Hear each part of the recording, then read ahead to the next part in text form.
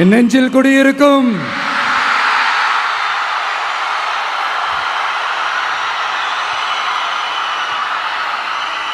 தமிழக மக்கள் உங்கள் அனைவருக்கும் என்னுடைய வணக்கமும் என்னுடைய நன்றிகளும்.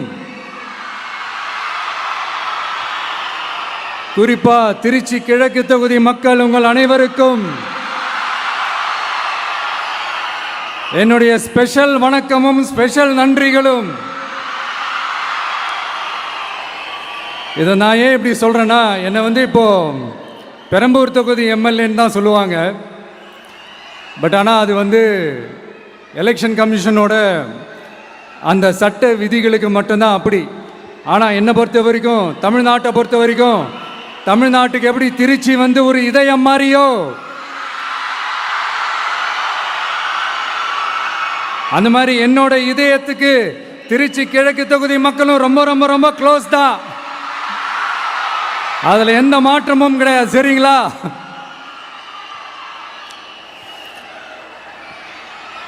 ஆட்சிக்கு சில வாரங்கள் கூட ஆகலை. 6 மாதம் அமைதியாக இருப்போம்னு சொன்னவங்களாம் 6 நாள் கூட அமைதியாக இருக்க முடியல. ஆட்சிக்கு 1/2 மணி நேரத்திலே ஆரம்பிச்சிட்டாங்க. பாவம், ஒரு கல்யாண வீட்டிலலாம் போய் புலம்பிட்டு இருக்காங்க. நான் சொன்னதெல்லாம் நடக்குதா? 1 by 1 எல்லா புலம்பல்ஸும். அது மாதிரி இத்தனை வருஷமா மாற்றி மாற்றி உங்களை ஏமாத்திக்கிட்டு இருந்த இந்த 2 பேரையும் வேண்டாம்னு சொல்லி ஒதுக்கிட்டு உங்களுக்காக உண்மையா உழைக்க வந்த உங்க விஜய,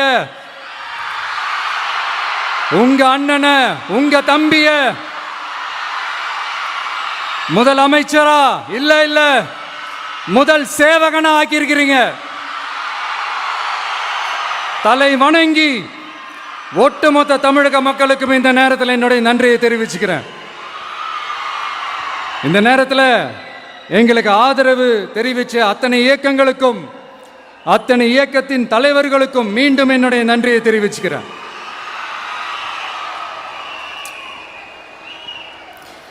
புரட்சி தலைவர் எம்ஜிஆர் அவர்களுடைய முதல் தேர்தலில் கூட இந்த அளவுக்கு ஒரு ஓட் பர்சன்டேஜ் வாங்கலை அப்படின்ட்டு நிறைய பேர் சொன்னாங்க. ஆனால் நீங்கள் டிவி கேட்க அவ்வளோ நீங்கள் ஆதரிச்சிருக்கிறீங்க. நான் எம்ஜிஆர் அவர்களோடலாம் நான் கம்பேர் பண்ணல. எம்ஜிஆர் தான். ஆனால் நாம பெரியார், அண்ணா, எம்ஜிஆர் அவர்கள் வழியில் ஒரு அன்பா உழைக்க வந்த உங்க விஜய், அவ்வளவுதான். 1977 நீங்க போடாத ஓட்டை 2026 நீங்க போட்டிருக்கிறீங்க. என்ன ஒன்று, இன்னும் கொஞ்சம் அதிகமாக ஆதரிச்சிருந்தீங்கன்னா கொஞ்சம் நல்லா இருந்திருக்கும். பட் பரவாயில்ல, ஃபியூச்சரில் வரப்போகிற எல்லா தேர்தலையும் உங்களுடைய முழு சப்போர்ட்டை என்னால் வாங்க முடியுன்ற அந்த ஒரு நம்பிக்கை இப்போ என் மனசில் ரொம்ப ஆழமாக பதிஞ்சிருக்கு. ஏன்னா நீங்கள் அமைச்சு கொடுத்துருக்கிற இந்த ஆட்சியில் எல்லா நன்மைகளையும் நீங்கள் கண்கூடா பார்க்க தான் போறீங்க அப்படின்ற அந்த கான்ஃபிடன்ஸும் இப்போ என் மனசில் ரொம்ப ஆழமாக பதிஞ்சிருக்கு. யார் எந்த நிலைமைக்கு எந்த பொசிஷனில் போனாலும் இந்த கிண்டலும் கேலியுமா பேசுறது இருக்கத்தானே செய்யும். நம்மளை பற்றி, நம்ம அரசியலை பற்றி, நம்ம பேச்சை பற்றி இந்த கிண்டலும் கேலியுமா பேசிட்டு தானே இருப்பாங்க. அவங்க எல்லாருக்குமே என் சைட்லேருந்து ஒரே ஒரு ரிக்வெஸ்ட், தயவு செஞ்சு நிப்பாட்டிடாதீங்க. தயவு செஞ்சு கண்டினியூ பண்ணுங்க. நீங்க தான் என்னோட எனர்ஜி ஃபோர்ஸ். நீங்க பேசிக்கிட்டே இருங்க. நான் மக்களுக்கு தேவையான நல்லதை செஞ்சுக்கிட்டே இருப்பேன். அடுத்து இப்போ நம்ம புதுசாக அந்த சூட்லாம் போட்டு வரோம்ல, அதை பற்றி கூட நிறைய பேர், ஏன் நாமெல்லாம் கோட் சூட்லாம் போடக்கூடாதா? அதிகாரம் செய்கிறவங்களும் ஆதிக்க சக்திகளும் மட்டும்தான் கோட் சூட்லாம் போடணுமா என்ன? அப்பெல்லாம் எதுவுமே கிடையாது. நான் என்ன கலராக போட்டு வரேன், 2 கலர். நம்ம எல்லாரும் மனசு மாதிரியே பிளாக் அண்ட் ஒயிட்.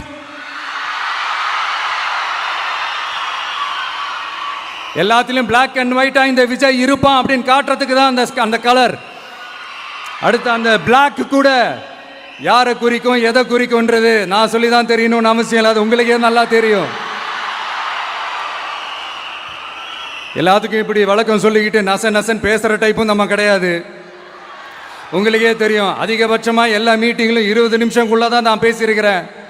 அதனால் இப்போ மக்கள் என்கிட்ட என்ன சொல்கிறாங்க அப்படின்னா, இந்தப்பா விஜய், நீ எங்களுக்காக உழைக்கிறதுக்காக வந்திருக்கிற, அந்த வேலையை மட்டும் பாரு, உன்னை பற்றி பேசுகிறவங்கள நாங்கள் பார்த்துக்கிறோம் அப்படின்னு சொல்லிட்டாங்க. சரி, ஆனதாச்சு. இப்போ என்ன, உனக்கு எதிரிகளே இல்லையா அப்படின்லாம் கேட்டால் அப்படிலாம் நான் சொல்ல மாட்டேன், அப்படிலாம் நான் நினைக்கவும் மாட்டேன், அப்படி நினைக்கவும் கூடாது. இப்பவும் சொல்கிறேன், அரசியல் ரீதியாக சொல்கிறேன், 2 பேருக்கு நடுவில் தான் போட்டியே. ஒன்று இன்னொன்று, எஸ், ஒன்று டிவிகே, இன்னொன்று டிஎம்கே. இதுக்கு நடுவில் வேற யாருக்கும் எந்த வேலையும் கிடையாது. ஏதாவது இருக்குன்னு சொல்றீங்க? எலெக்ஷனுக்கு முன்னாடியும் அவங்களுக்கு ஒரு வேலையும் இல்லை, இப்ப எலெக்ஷனுக்கு அப்புறம் சுத்தம். ஆனா இந்த திமுகவும் மற்றும் பலரும் ஒன்னா சேர்ந்துக்கிட்டு இந்த விஜயோட ஆட்சி வந்துடக்கூடாதுன்னு சொல்லி ஒரு கூத்து ஒன்று பண்ணாங்களே, அந்த கடைசி 5 நாள், அடாடாடாடாடா, நமக்கெல்லாம் ஓஹோ இப்படியெல்லாம் கூட நடக்குமோ என்ன கூத்துங்கிறீங்க. ஆனா ஃபியூச்சர் என்னவா இருக்குன்றதை மட்டும் இப்ப நான் சொல்றேன். உங்களுக்காக உண்மையா உழைக்க வந்த இந்த விஜயா, இல்ல இந்த விஜயோட ஆட்சி அமைஞ்சிடக்கூடாதுன்னு தடுக்க நினைச்ச ஸ்டாலின் சாரா, அவ்வளவுதான். இதுக்கு நடுவில் வேற யாரும் எந்த அல்லு சில்லும் உள்ள வந்து நம்மளை தடுக்கிறதோ எதிர்க்கிறதோ ஏதாவது பண்ணாங்கன்னா நிர்வாகம் அதுக்கு பொறுப்பில்லை ராஜா, நிர்வாகம் அதுக்கு பொறுப்பில்லை. ரிசல்ட் என்னவா வரும்ன்றது அது உங்களுக்கே நல்லா தெரியும். நம்மளை ஏளனமா பேசுறதா நினைச்சு அவங்களுக்கு ஆப்பு வச்சுக்கிறாங்க. திமுக நம்மளை தடுக்க, திமுக நம்மளை எதிர்க்க, திமுக நம்மளை அவமானப்படுத்த அத்தனையும் நமக்கு நன்மையே.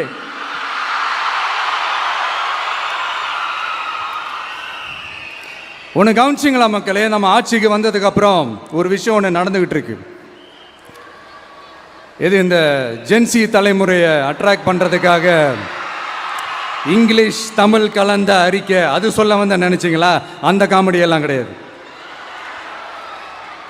அடுத்து இந்த ரியாலிட்டியை மறந்துட்டு இந்த ரீல்ஸ் போடுறது, அது சொல்ல வந்தீங்களா? அந்த காமெடியும் கிடையாது. இது சீரியஸாக ஒரு விஷயம் நடந்துக்கிட்டு இருக்கு. முன்னெல்லாம் சட்டசபையில் யார் பேசுனா நமக்கு என்ன, யார் அடிச்சுக்கிட்டா நமக்கு என்னன்னு இருந்த கூட்டம்லாம் இப்போ சட்டசபையில் என்ன நடக்குது, என்ன பேசிக்கிறாங்கன்றது ரொம்ப உன்னிப்பாக கவனிக்கிறாங்க. கவனிச்சிங்களா?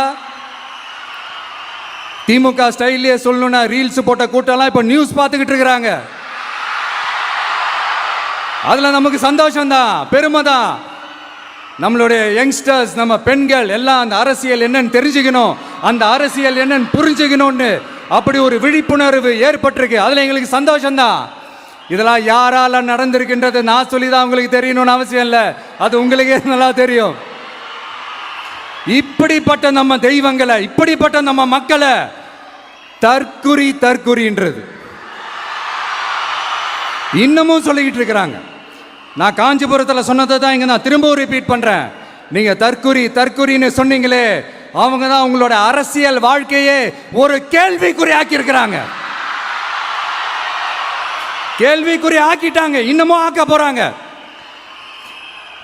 அன்னைக்கு நான் சொன்னப்போ சிரிச்சவங்களாம் இன்னைக்கு என்ன பண்ண போறாங்களோ? உண்மையை சொன்னாதான் அந்த கூட்டத்துக்கு கசக்குமே. உண்மையிலே நீங்க மக்கள் மனசை புரிஞ்சு வச்சிருந்தீங்கன்னா நீங்க இப்படி மக்களை தப்பாவே பேசியிருக்க மாட்டீங்க. அது என்ன, அப்புறம் அரசியல் புரிதல் இல்லாம மக்கள் நமக்கு ஓட்டு போட்டுட்டாங்களாம். இந்த கவர்ச்சியில மயங்கி மக்கள் நமக்கு ஓட்டு போட்டுட்டாங்களா? நான் என்ன, சரி விடுங்க.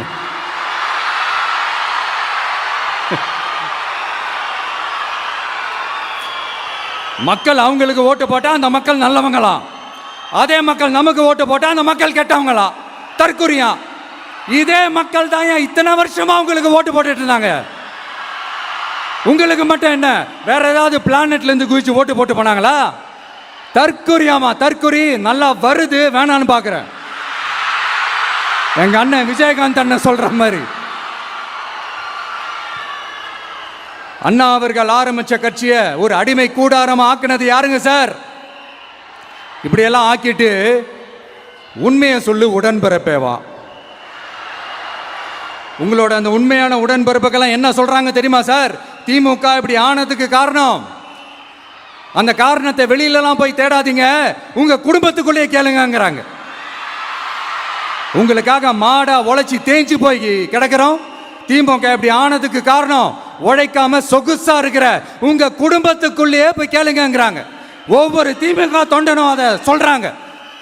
அதை புரிஞ்சிக்காம நம்மளையும் நம்ம மக்களையும் தப்பா பேசிக்கிட்டு, நீங்க மக்களை தப்பா பேசுனீங்கன்னா இந்த விஜய் வந்து கேள்வி கேட்பான், சும்மா இருக்க மாட்டான். இந்த விஜயும் தமிழ்நாட்டு மக்களும் வேறு வேறு இல்லை. இந்த விஜய் தான் தமிழ்நாட்டு மக்களோட ஒரு உண்மையான ஒரே பிரதிநிதி.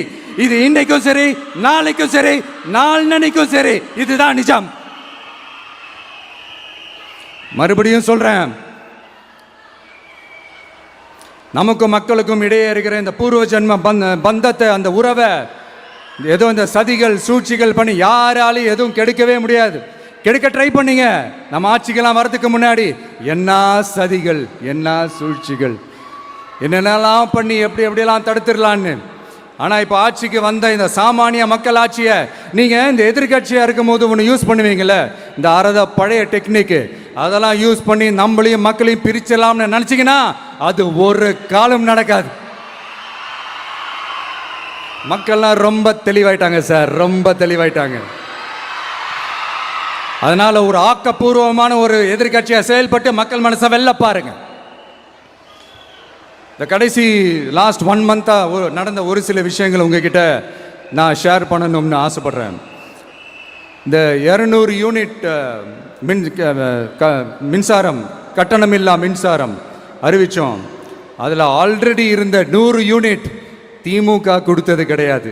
மேடம் ஜெயலலிதா மேடம் இருந்தப்போ செஞ்சுட்டு போனது. ஸ்டாலின் சார் பதவி போன அந்த கடுப்பில் அறிக்கையா விட்டு தள்ளிக்கிட்டு இருக்கிறாரு. என்ன பண்ணீங்க உங்களுடைய ஆட்சியில்? மக்கள் பணத்தை, டாஸ்மாக்லேருந்து அடித்த அந்த பணத்தை, ஊழல் செஞ்ச அந்த ஃபைலை க்ளோஸ் பண்ணுறதுக்கு அலையா அலைஞ்சிங்க. ஆனால் இந்த விஜய் மக்களுக்கு தொந்தரவாக இருக்கிற அதே டாஸ்மாகை க்ளோஸ் பண்ணா. விவசாயிகளோட அந்த கடனை தள்ளுபடி மேக்சிமம் இந்த 1 மந்த்ல என்ன செய்ய முடியுமோ அதை செஞ்சான். நீங்க தான் அந்த நிதி சம்பந்தமா இருக்கிற எல்லா கேட்டையும் லாக் பண்ணி வச்சுட்டு போயிருக்கிறீங்க. அதை சரி செய்ய வேணாமா? அதை ஒழுங்குபடுத்த வேணாமா? அதனால மறுபடியும் சொல்றேன், இந்த விஜய் பொய் சொல்லி ஏமாத்துறதுக்காகலாம் அரசியலுக்கு வரல. உங்க கூடவே நிக்கிறதுக்காக மட்டும்தான் அரசியலுக்கு வந்திருக்கிறேன். அதுல எந்த மாற்று கருத்துமே கிடையாது. கவலையப்படாதீங்க விவசாய பெருமக்களே. அடுத்து இந்த சட்டம் ஒழுங்கு, அது சரியில்லை இது சரியில்லைன்னு சொல்லி திமுகவும் மற்றும் பலரும் மாறி மாறி கூவுறீங்க.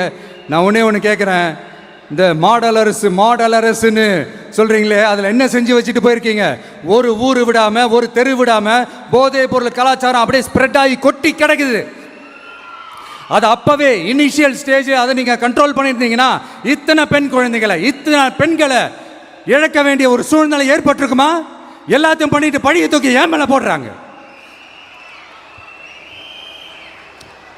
நீங்கள் என்ன பழி நம்ம மேலே போட்டாலும் மக்கள் நிம்மதியாக வாழக்கூடிய அந்த செயலை கண்டிப்பாக இந்த விஜய் செஞ்சு தான் காட்டுவான். அதுக்காக தான் எஃபிஷியண்டான போலீஸ் ஆஃபீஸர்ஸ் நான் அப்பாயிண்ட் பண்ணியிருக்கிறேன். எஃபிஷியண்டான அந்த போலீஸ் ஆஃபீஸர்ஸ் டீம் நான் அப்பாயிண்ட் பண்ணியிருக்கிறேன்.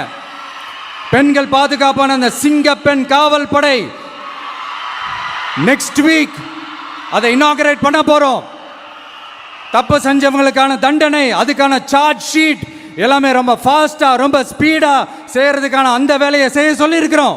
கோர்ட்டில் கூட தப்பு செஞ்சவங்களுக்கான அந்த கடுமையான தண்டனை வாங்கி கொடுக்கறதுக்கான அந்த வேலையையும் ரொம்ப சீக்கிரமாக செய்ய சொல்லியிருக்கிறோம். அதனால் நீங்கள் என்ன பழி நம்ம மேலே போட்டாலும் உண்மையாக உறுதியாக மக்களுக்கு தேவையான எல்லா விஷயங்களையும் இந்த விஜய் செஞ்சு தான் காட்டுவான். இப்படியெல்லாம் நம்ம சொல்கிறதுனால இவங்க என்ன சொல்லுவாங்க தெரியுமா? அவங்க தான் ஆட்சியிலே இல்லையே, அப்புறம் ஏங்க அவங்கள குறை சொல்றீங்க அப்படின்னு கேட்பாங்க. வேரில் வெந்நியை ஊற்றிட்டு போனவங்கள வெளிச்சம் போட்டு காட்டாமல் பின்ன வேற என்ன சொல்லுவாங்க? இதெல்லாம் மக்கள்கிட்ட நம்ம தெளிவாக எடுத்து சொல்லணும் இல்லையா? அதுக்காக தான் இதெல்லாம் சொல்லிட்டு இருக்கிறேன். நம்ம மக்களுக்காக இவ்வளோ வேலை பார்க்குறோம், ஆனால் இவங்க அதையெல்லாம் விட்டுட்டு குதிரை பேரம் பண்ணுறாரு, அது பண்ணுறாரு, இது பண்ணுறாருன்னு சொல்லிட்டு தப்பு தப்பாக கதையெல்லாம் அடித்து விட்டுக்கிட்டு இந்த தீய சக்தியும் தீந்து போன சக்தியும் அதாங்க திமுகவும் மற்றும் பலரும் ஒன்னா சேர்ந்துக்கிட்டு திருட்டுத்தனமா யாருக்கும் தெரியாம ஒரு ஓரமா மூலையில உட்கார்ந்துட்டு பேரம் பேசி கூட்டு சேர்ந்து ஆட்சி அமைச்சு கொள்ளையடிக்க திட்டம் போட்டாங்க. அது ஏன் தெரியுமா? உங்களோட இந்த டிவிக்கு ஆட்சி அமைஞ்சா அவங்க பொழப்பே போயிடும். அந்த கொள்ளையடிக்கிறது, லஞ்சம், ஊழல் எல்லாமே கத்தம் கத்தம். அதான் இந்த காரணம். அடுத்து ஸ்டாலின் சார், திமுக வந்து இப்போ தீய சக்தி மட்டும் இல்ல, மக்களை விட்டு ரொம்ப தூரமா போன தூர சக்தி, ஓர சக்தி, கோர சக்தி, பார சக்தி. நீங்க எப்போ இந்த தீந்து போன சக்தியோட நீங்க கூட்டு சேர்ந்துக்கிட்டு ஆட்சி அமைக்கணும்னு நினைச்சீங்களோ அப்பவே இந்த திமுக தூர்ந்து போன சக்தியாகவும் ஆயிடுச்சு. நீங்களாம் நம்மளை பத்தி அவதூறு பேசலாமா சார்? இது நியாயமா? மக்களை இவ்வளோ பெரிய மக்கள் சக்தி நம்மளோடு இருக்கும் போது நமக்கு எதுக்கு வேற அரசியல்?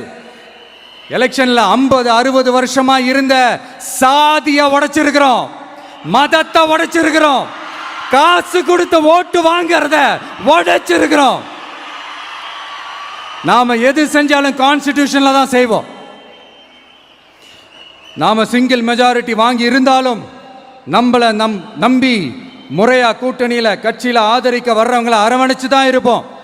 நான் இப்பவும் மீண்டும் டிக்ளேர் பண்றேன், டிவிகே ஆட்சி எந்த பாகுபாடும் இல்லாம எல்லாருக்குமான ஒரு ஆட்சியா தான் இருக்கும். அதுல எந்த மாற்றமும் கிடையாது. ஸ்டாலின் சார் மாதிரி ஊசலாட்டம் இருக்கவே இருக்காது. மதச்சார்பற்ற கொள்கையில சமரசமே இல்லை.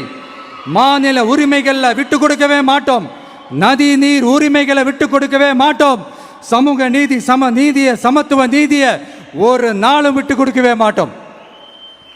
அதனால திருச்சி கிழக்கு தொகுதி மக்களே, தமிழ்நாட்டில் இருக்கிற 234 தொகுதியும் நம்ம தொகுதி தான். அதுல எந்த கட்சி ஜெயிச்சிருந்தாலும் அது நம்ம தொகுதி தான். பெரம்பூரா இருக்கட்டும், திருச்சி கிழக்கா இருக்கட்டும், எனக்கு 2 கண்கள் மாதிரி. அதுலயும் திருச்சி கிழக்கு என் செல்ல புள்ள மாதிரி. அதனால வரப்போற இடைத்தேர்தல்ல உங்க வீட்டில் இருக்கிற ஒருத்தரை, உங்கள ஒருத்தரை தான் வேட்பாளரா நிக்க வைக்க போறோம். நீங்க எப்படி இந்த விஜய்க்கு ஆதரவு கொடுத்து ஓட்டு போட்டு ஜெயிக்க வச்சீங்களோ அதே மாதிரி வரப்போற இடைத்தேர்தல்ல உங்களுடைய அந்த வேட்பாளரையும் ஜெயிக்க வைப்பீங்கன்ற அந்த ஒரு நம்பிக்கை நான் முழுமையாக தான் நம்புறேன். உங்களுக்காக உழைக்க வந்திருக்கிறேன். உங்களுக்காக எல்லா விஷயத்தையும் நான் பார்த்து பார்த்து செய்வேன். ஊழல் இல்லாத, லஞ்சம் இல்லாத ஒரு ஆட்சியை நான் கொடுப்பேன். I understand. ஒரே நாள் அது நடக்காததான், ஒரு மேஜிக் இல்லை. பட் ஒரு நாள் அதை நான் நடக்க வைப்பேன். எனக்கு இப்ப வேற எந்த வேலையும் இல்லை உங்களுக்காக உழைக்கிறத தவிர. என் கடன் இனி என் மக்களுக்கு பணி செய்து கிடைப்பதே. மீண்டும் என்னை ஜெயிக்க வச்ச தமிழக மக்களுக்கும் திருச்சி கிழக்கு தொகுதி மக்களுக்கும் மீண்டும் என்னுடைய நன்றியை தெரிவிச்சுக்கிட்டு கான்பிடண்டா இருங்க, நல்லதே நடக்கும், வெற்றி நிச்சயம். மீண்டும் சந்திக்கும் வரை நன்றி, வணக்கம்.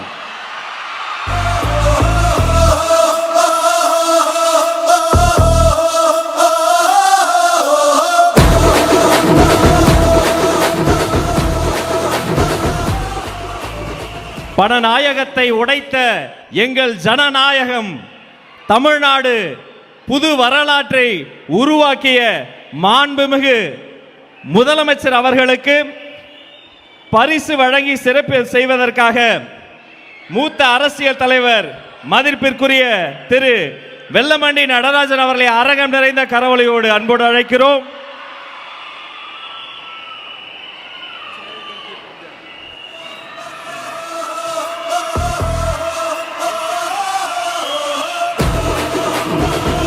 அவரோடு சேர்த்து திருச்சி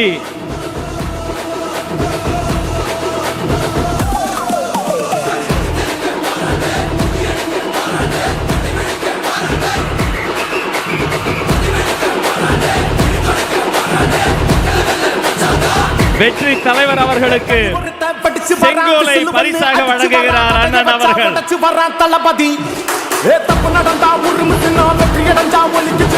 அவரை தொடர்ந்து ஸ்ரீரங்கம் சட்டமன்ற உறுப்பினரும் மாண்புமிகு அமைச்சருமான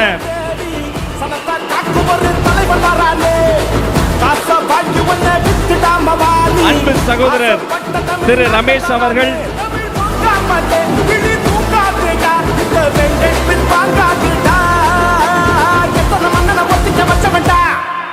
நான் தன்னந்த நீயாளு நம்ம பாரு கொஞ்சம் நவுந்தேன்னா இங்க 8 கோடி பேரு. மலைக்கோட்டை மாநகரும் ஸ்ரீரங்கத்து கோபுரமும் ஒன்றாக காட்சி தரும் அந்த ஓவியத்தை பரிசாக வழங்குகிறார்.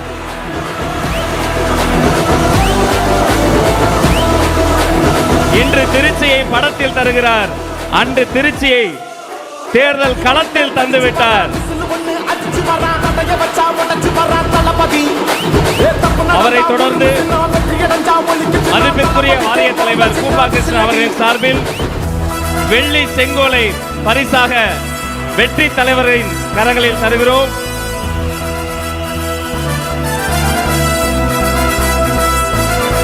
நம்மிடமிருந்து விடைபெறுகிறார் மாண்புமிகு தமிழ்நாடு முதலமைச்சர் அண்ணன் C. Joseph Vijay. Thank you so much sir. நன்றி.